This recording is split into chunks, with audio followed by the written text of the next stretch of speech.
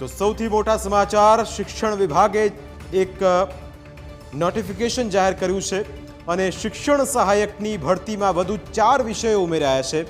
જ્યારે ભરતીની જાહેરાત કરવામાં આવી હતી ત્યારે એમાં આ વિષય ઉમેરો કરવામાં આવ્યો ન હતો। માધ્યમિક અને ઉચ્ચતર માધ્યમિક શાળામાં ભરતી કરાશે। સહયોગી મલ્હાર ફોન લાઈન પર જોડાઈ ગયા છે। મલ્હાર, વિગતો શું મળી રહી છે અને જે વખતે ચર્ચા થતી હતી અને જે વિષયો બાકાત રહેતા હતા તેમનો સમાવેશ કરવામાં આવ્યો છે? મલ્હાર, ચોક્કસ જીગર, નજર કરવા જોઈએ તો જે રીતે રાજ્ય સરકારે મહત્વનો નિર્ણય જાહેર કર્યો છે કે જે રીતે જૂન માસના અંતિમ તબક્કામાં 7,500 જે ઉચ્ચતર અને માધ્યમિક શિક્ષકોની જાહેરાત કરી હતી, સૌપ્રથમ તેની અંદર માત્ર વિષયવાર શિક્ષકોની જાહેરાત કરવામાં આવી હતી। ત્યારબાદ થોડાક દિવસોના ગાળામાં જ રાજ્ય સરકારે બીજી 16,000 જેવી ભરતીઓની જાહેરાત કરી હતી। એટલે કુલ મળીને 24,700 જેટલી શિક્ષકોની જગ્યા ભરવાની સરકારે સત્તાવાર રીતે જાહેરાત કરી હતી।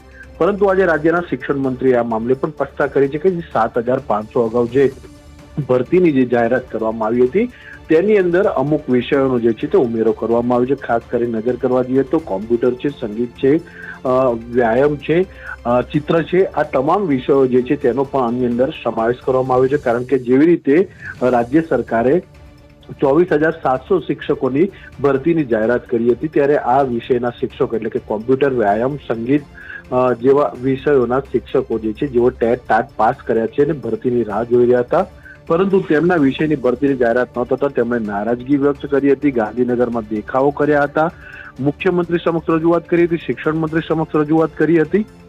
જોકે મુખ્યમંત્રી જે તે વખતે પણ તેમને આશ્વાસન આપ્યું હતું કે આ વિષયવાર જે છે તે ભરતી થશે, જેના પરિપ્રેક્ષમાં ગઈકાલે પણ મોડી સાંજે જે છે તે શિક્ષણ મંત્રીના કાર્યાલયે શિક્ષણ સંઘના આગેવાનો સાથે બેઠક થઈ હતી। આ બેઠકની અંદર તમામ ઉમેદવારોને ન્યાય મળે, તમામ વિષયના શિક્ષકોની ભરતી થાય તે પ્રકારની રજૂઆત કરી હતી અને આજે મોડી સાંજે જે છે તે રાજ્યના શિક્ષણ મંત્રી અને શિક્ષણ વિભાગ દ્વારા જે છે નોટિફિકેશન બહાર પાડવામાં આવ્યું છે, જેની અંદર સ્પષ્ટ ઉલ્લેખ કરવામાં આવ્યો છે કે જે